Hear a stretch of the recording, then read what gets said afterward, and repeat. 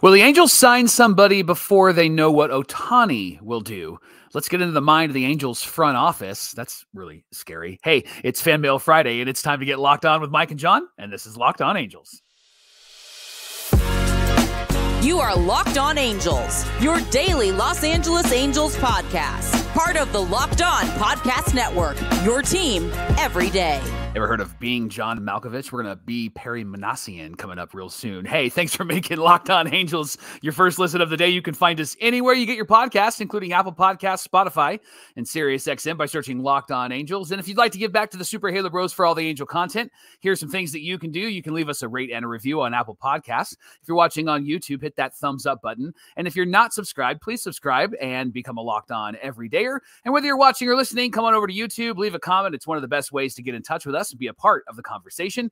And today's show is brought to you by FanDuel. You can make every moment more with FanDuel. And right now, new customers can get $150 in bonus bets with any winning $5 money line bet. That's $150 if your team wins. Visit FanDuel.com/lockedon to get started. You've never watched Being John Malkovich. Get out of here. I haven't at all. Thanks for being here for this Fan Mail Friday edition of Locked On Angels, where it's your team every day. You've got the Frisch Brothers here with you, a.k.a. the Super Halo Bros. My name is John, and that's my brother Mike. I have watched The Truman Show. That's a really good movie. And my name is Mike, and that's my brother John. Mike, I know it's Black Friday, but I know it's not quite like what it used to be with all the craziness out there. You can just sit at home and order stuff. So maybe you're ordering stuff online and listening to us, or maybe you're out there driving and listening to us. Either way, we're happy that you're here with us on this Fan Mail Friday edition of Locked On Angels. Again, your team every single day. Mike, I'm really excited to get into these questions because a lot of these were from last week. Yeah. Then we got displaced by Shohei Ohtani's MVP announcement, which of course we had to talk about. He absolutely earned another MVP for the Angels. And so that's exciting. In fact, Mike, it's Ohtani's world and we're just living in it. And there's a lot of questions about Shohei Ohtani. Let's get to this first one here. Corey Estrella 756 on Instagram said, you think Angels will make any big signings or trades or just wait for Ohtani to sign? Mike, what are your thoughts on that? I don't think they're waiting. I think that they're going to make some moves, and we'll talk specifically about some of those moves on Monday's show because Perry said we're going to be aggressive, and so we're going to talk about what aggressive means. But I don't think that they're just sitting back waiting for Shohei Ohtani. I was going to say passive aggressive. Yeah, right? I feel like Perry is the type of guy that, and what he's shown us the last couple of years, is that he's going to go out and make the moves that are necessary to help this team win, help this team be successful. And I know that last year he got off to a really hot start because he was the guy that was making a bunch of moves before anybody else. First of the starting line last year. Absolutely. Now it's Jerry DePoto, which those are fun moves. But the truth is, I don't think that they're waiting for Shohei. I do think that what Shohei does will impact what the Angels will do. Sure. But I don't think that they're waiting to see what he'll do. I think that Perry's got a plan and he's going to start enacting that plan. Something that I think you may have mentioned it in the comments on yesterday's show. Yes. I know what you're going to say. Yeah. You did a plan A, plan B, plan C. Why don't you talk a bit about that? That's been Perry's through line through every conversation he's had with the media since free agency started. He said, we have a plan B and a plan, or I should say a plan A, a plan B, and a plan C and all that. And you can't base your free agency off of one player. And so I imagine there's a map and a plan where it's like, okay, here's plan A. This is what it looks like if we get Shohei back. And then here's everything else that we'll do.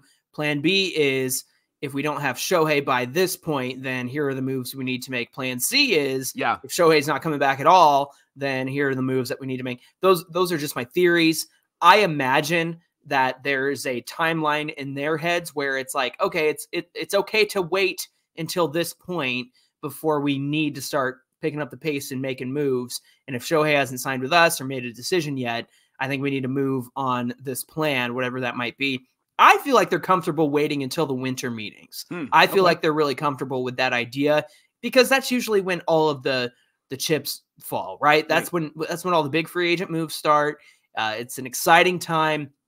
If you're unaware, they'll get together and teams will get together and make deals and sign players and things like that. It's where we got Arson Judge because John Heyman tweeted out too fast.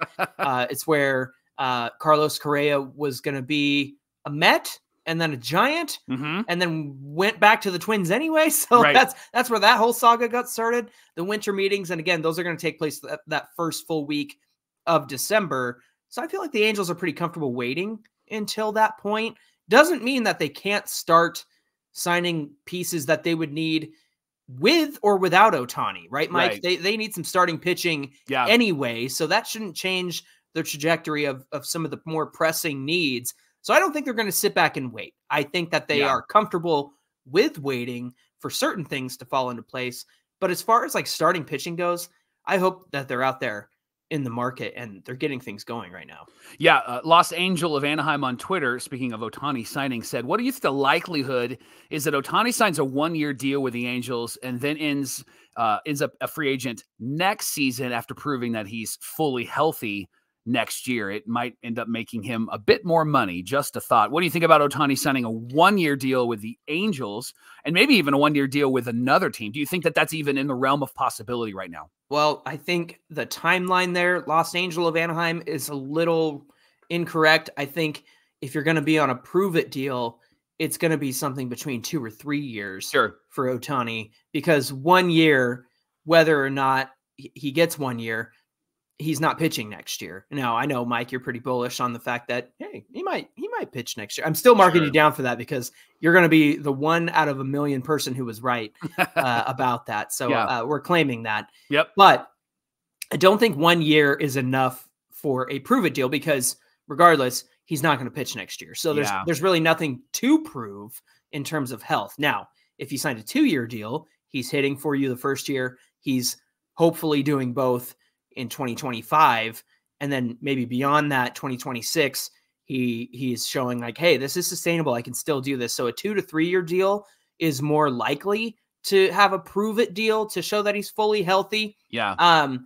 At the same time, I think he wants that guaranteed like 10-year, whatever it might be. Like, hey, if you want me, take a chance on me.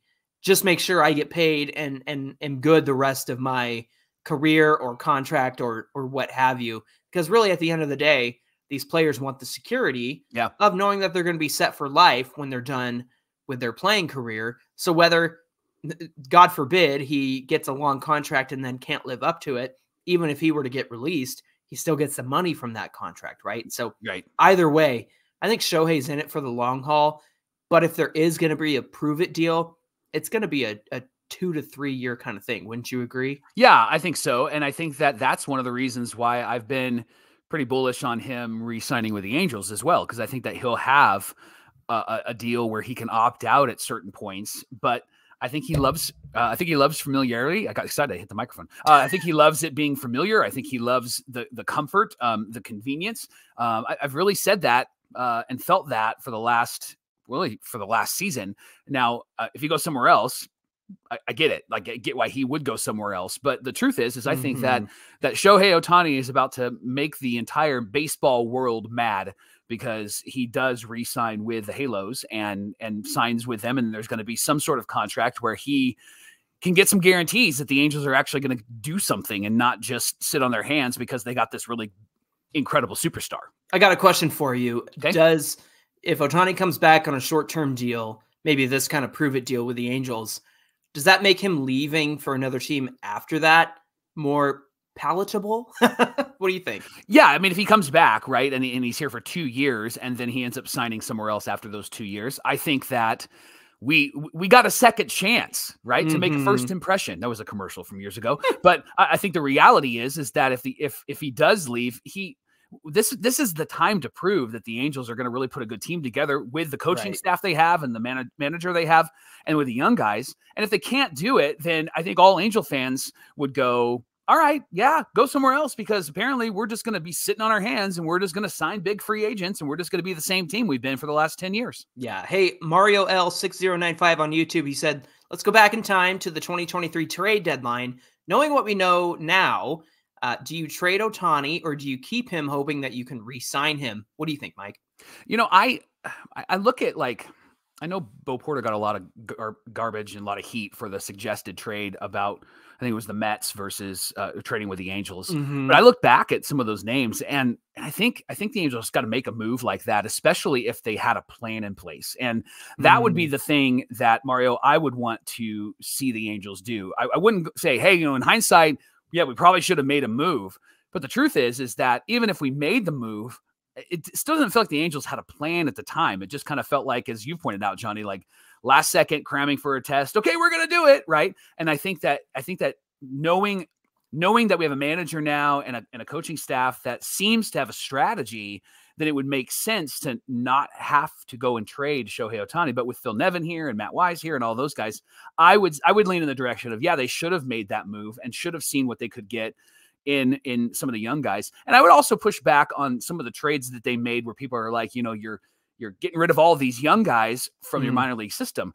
I know of two names, Coleman Crow being one of them, where they weren't protected in the what's the draft? The Rule 5 draft. The Rule 5 draft. They weren't protected. The Angels could have gotten them again. And what we found out and what we're finding out over the last couple of years is that when the Angels have these guys that they have to send through waivers to send back down to the minors, nobody puts claims on nobody wants them, right? And so everybody freaking out about, we traded the farm system for all of this, we lost a bunch of guys. Like, I think the only name that I'm super excited about is Edgar Caro and maybe even a Kai Bush, and that's it. Everybody else are the ones that are disappointing. Yeah. Sure, everybody else, it just feels like they're kind of in the air. They're kind of floating out there. And so I think we need to temper our anger about like, there's nobody there and we can't have a young minor league system, right? Like all of that has been proven to be a waste of breath, right? Yeah.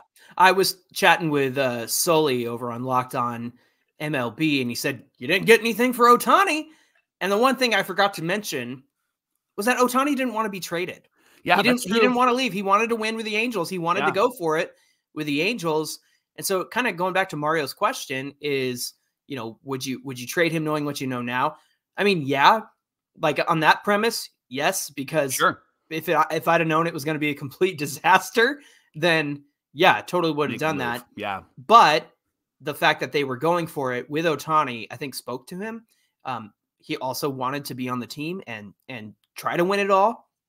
And not even Ohtani knew it was going to fall apart like that. Sure. So at the end of the day, I think that it was better that they went for it with Ohtani because he wanted to be there. He wanted to be part of it. He wanted to see the team go far. They were 3 games out of a wild card spot. Right. And so everybody's saying, why'd they go for it? And they didn't have a chance. They had more of a chance than the Yankees and all those guys. Like they had the chance and they were 3 games out of it.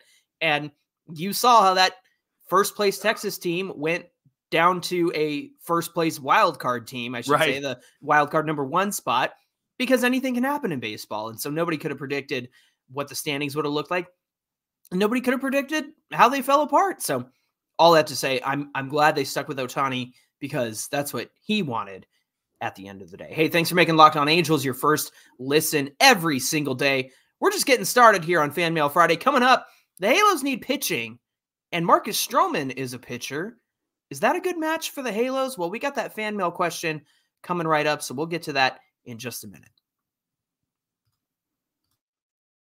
Friends, today's show is brought to you by FanDuel. They're America's #1 sportsbook. And if you haven't heard, let me tell you one more time that right now new customers can get $150 in bonus bets with any winning $5 money line bet. That's $150 if your team wins. So if you've been thinking about joining FanDuel, now's the right time to do that. And the app is really easy to use. There's a wide range of betting options, including spreads, player props, over-unders, and more. So visit FanDuel.com/lockedon, and you can get involved in this NFL season, which is a wild, wild NFL season right now. Right, Johnny? How many people are thankful for FanDuel for being there for them yesterday while all the football games are going on? Right. Like, I don't have to spend time with Uncle Joe. I can do a little FanDuel. Turn the game on. I think you and I said that 4 times yesterday. Hey, turn the game on. Turn the game on. Come on. And we weren't even using FanDuel. We should have used FanDuel because it worked out good for us. So visit FanDuel.com/lockedon one more time.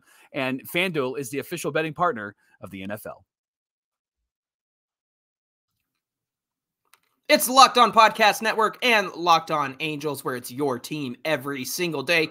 Locked On Everydayers, Locked On has launched the first ever 24/7 national sports streaming channel on YouTube. It's called Locked On Sports Today. You can find it. Of course, they have their regular episodes, but there's a live stream on there as well. It's here for you 24/7, covering the top stories in sports each and every day with Locked On's local experts, and they have their national coverage with their national shows like Locked On NBA, Locked On NFL. I'm sure that Coach Pop story will be a headline, Mike. Don't boo. Stop your boos, right?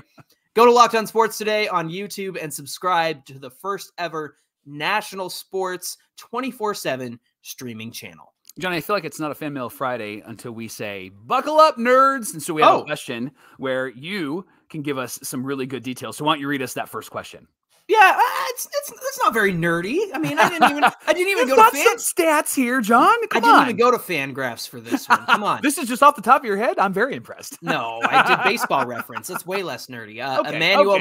Emmanuel Monzon on Instagram said, should the Angels go after Harrison Bader and trade Taylor Ward? Defense and speed in Bader versus Taylor Ward's bat. Well, Mike, to that point, Harrison Bader is certainly not Taylor Ward at the plate, but he is a pretty good defensive player in the outfield. But here's what you would be getting with Harrison Bader: a career 243 average, 310 on base, 396 slugging, and a career 706 OPS, and a career OPS plus of 92%. That's 8% less than league average. So definitely would be a compromise.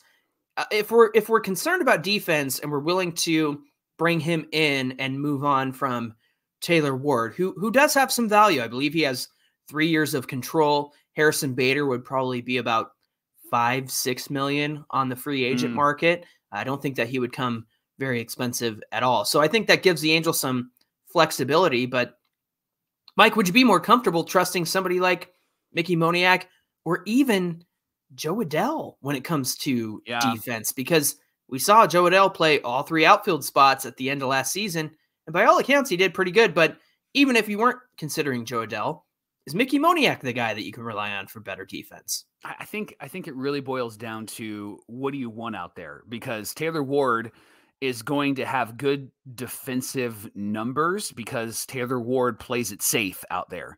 I think a guy like a Mickey Moniak and maybe even a guy like Joe Adell, they may not have positive defensive numbers, but they will have a couple of really spectacular plays.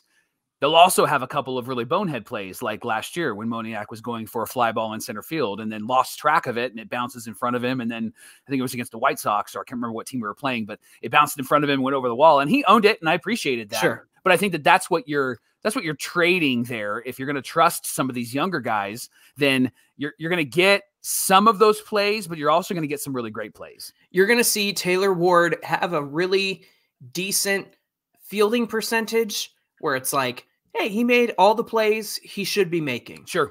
But then you consider a stat like outs above average. Yeah. Which is exactly what it sounds like. How many outs above average does a player get you based on their defense? Meaning based on the average amount of outs a normal outfielder, say a Taylor Ward type, would get because he's making all the plays he should make.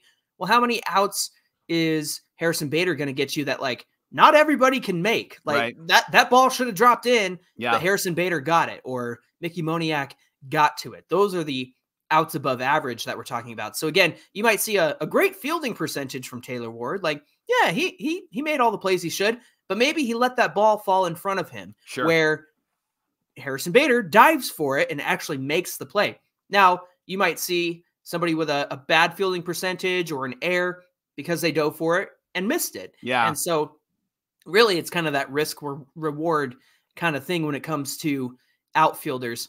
I also contend, Mike, that if the Angels don't have Ohtani, I see potential for like Taylor Ward to DH a little bit more often. I think his bat gets into the lineup a little bit more often in that way.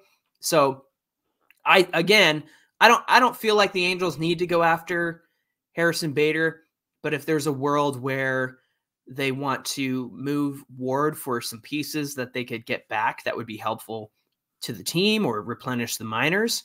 I could see that being a situation. I also don't know if the Angels are in a position to give up any more offense, considering they don't have Shohei Ohtani at DH at this point. Right. But also, I'd be concerned about losing some of the offense that worked really well last year. They had a lot of good offense. They didn't have great defensive pitching. So I'm not sure you want to compromise that by taking Ward out of that lineup. Mike, we got a voicemail here. Let's get to that one right now. Hey there, Frisch Brothers. Paul from Huntington Beach calling. Thanks for all you guys do. Love the show. For the past few years, I've been saying that the Angels need to sign Marcus Stroman. The guy is a durable pitcher. He's relatively consistent. And granted, this past year he had somewhat of a down year for himself. But I think he would slot well into our rotation. And as I understand it, is generally a likable guy. One who doesn't know what your thoughts were on the possibility of signing Stroman, and how likely is it happening? Anyway, thanks again. Take care. Bye. Paul from Huntington Beach, thank you for your voicemail, my friend. Mike, he's been on the Marcus Stroman should be an Angel train for a while now. Yeah. Paul, I would agree with you 2 years ago because of the season that he was coming off of with the Mets when he hit free agency in 2021 was a really stellar season. Yeah. And I believe old host Steve Renato was really in on Marcus Stroman. I even remember getting in a group voice chat on Twitter with Steve talking about like the Angels didn't get Stroman. He went to the Cubs. What is he doing? Yeah. So here's my thing about Marcus Stroman. He is a ground ball pitcher who relies on his sinker, but here's what's happened since that great 2021 season. In 2021, his ground ball rate was 52.6%. In 2023, it's 57.4%. So that's his main bread and butter. That has not changed, but he used to have more tools in his tool belt, Mike, than just that sinker. And I think he's kind of lost that a little bit. He had a great chase rate, getting guys to swing and miss at stuff in 2021, but he's lost a lot of deception since then. In 21, he had a 31.6% chase rate. This past year, it went down to 26.8. Another tool he had was limiting walks. He was very good at keeping guys off base, but that's also gone down since that 2021 season. In 21, it was 5.9% walk rate. This year, it was a 9% walk rate. So, yes, Paul, I'm with you.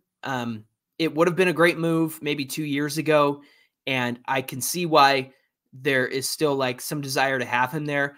But Mike, while he would be a great part of this rotation, I think he would be on the expensive side. Wouldn't you think so? Yeah. He decline a $21 million guarantee or an option? He had a player option and he turned it down with the Cubs, and it was $21 million that could have gone up to $25 million. Yeah. And it's just with those numbers that you share, you know what it sounds like? It sounds like, or I should say, you know who it sounds like? It sounds like Tyler Anderson a little bit, right? Like a more expensive Tyler Anderson. And that's not what we need. Kind of a soft toss guy and a guy who has a high walk rate. And if the Angels are going to bring in a guy that has a high ground ball percentage, then they're going to need a good defense behind him as well. I did like this stat, John. Last year for Stroman, his ERA plus was 1.13. So that's good. Still an effective pitcher. Yeah, absolutely. And also something to consider is he hasn't pitched beyond 140 innings since that 2021 year with the Mets. And the Angels, if anything, they need guys that are going to go deep into games and not guys that are going to be out in the fourth or fifth inning. Yeah, I mean, none of our starters have reached the heights of innings pitched either, but a lot of that has to do with, six-man rotation or injuries or what have you. So I just don't think that that's going to be something that happens this year, especially if they do go with a 5-man rotation, and you want to have somebody a little bit more reliable in terms of innings pitched, especially if he turned down 21 million, he's going to want more than that for 2024.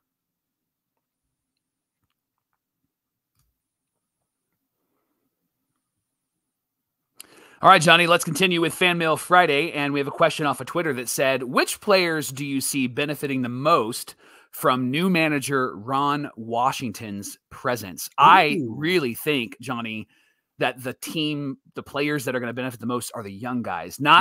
Not saying that it's not going to be the old guys. I'll talk about that in a minute. But I think these young guys are going to get somebody who are like going to fire them up.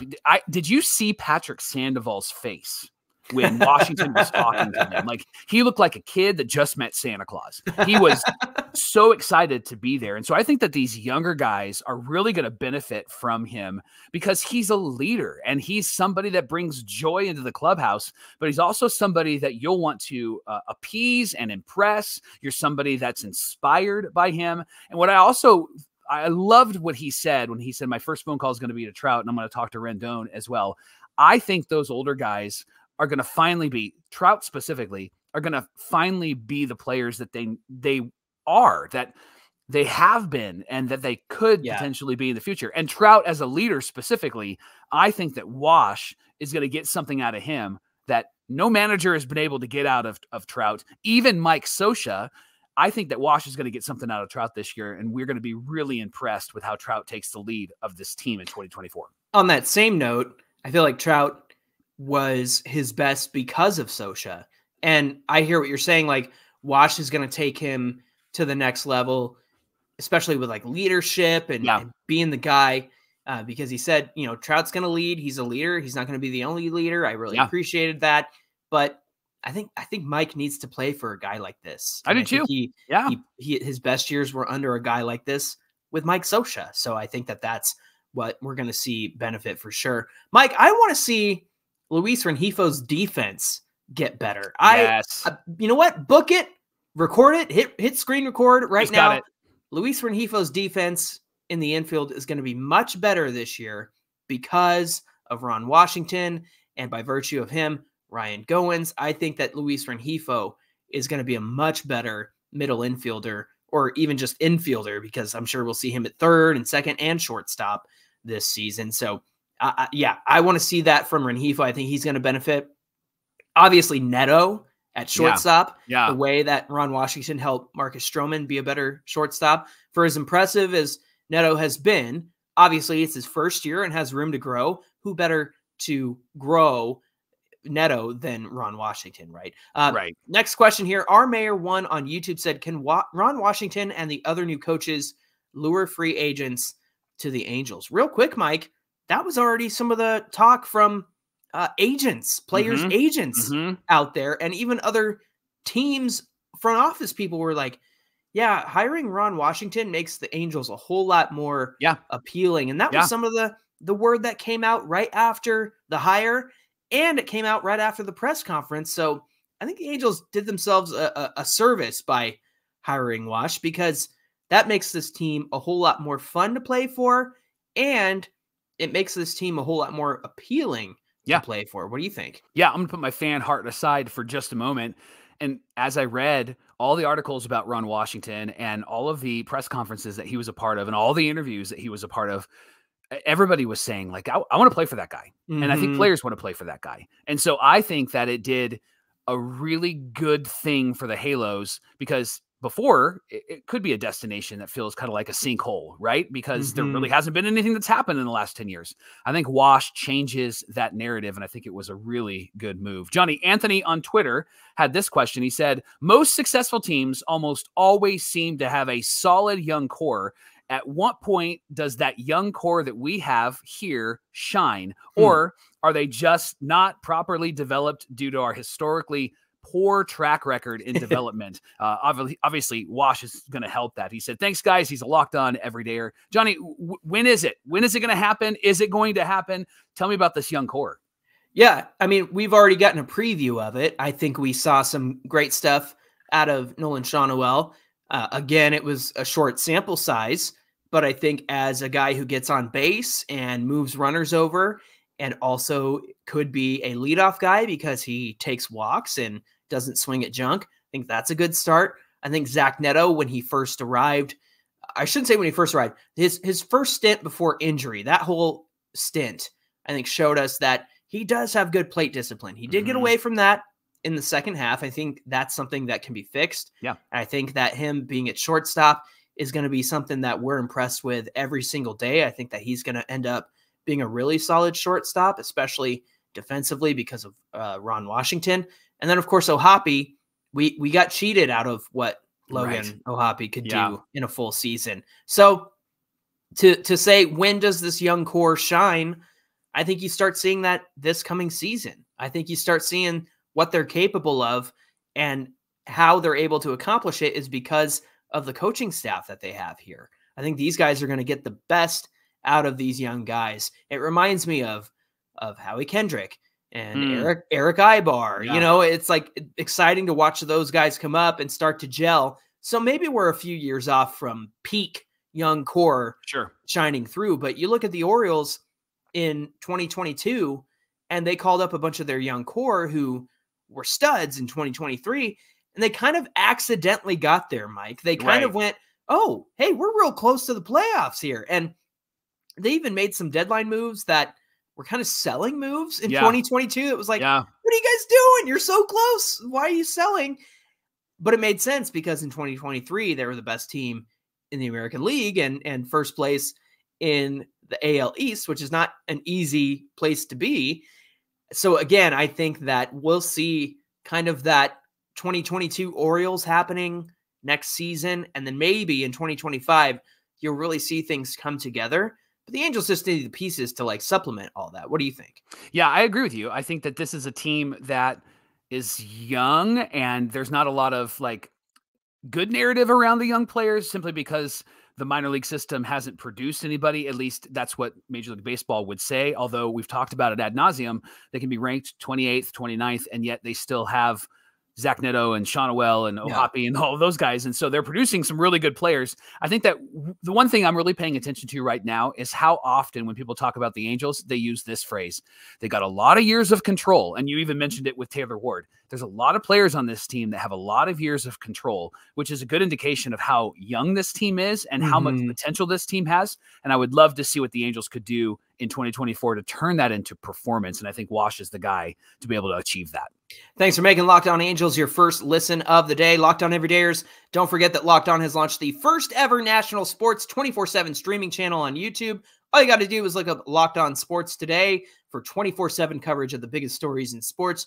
Go to Locked On Sports Today on YouTube and subscribe to the first ever national sports 24 streaming channel. If you want to follow us on social media, you can get at us at Locked On Angels on Twitter, at Super Halo Bros on Twitter and Instagram. If you're watching or listening, come on over, hit that like button on YouTube, and comment below the video. Mike, what do we have on deck for Monday's show? Well, I mentioned on the show that Perry said that the Angels are going to be aggressive, not passive-aggressive, but like aggressive, right? So how aggressive? Like over the luxury tax aggressive, or get the right players aggressive, or try to get to the playoffs aggressive? John and I are going to discuss what aggressive should look like on Monday on Locked On Angels. Looking forward to that conversation. We hope you'll come back and join us on Monday. Have a great weekend, everybody. Until then, my name is John, and that's my brother Mike. And my name is Mike, and that's my brother John. Thanks for being here with us, and we'll see you back here on Monday. What was the cheer? B-E-A-G-G-R-E-S-S-I-V-E. Say B.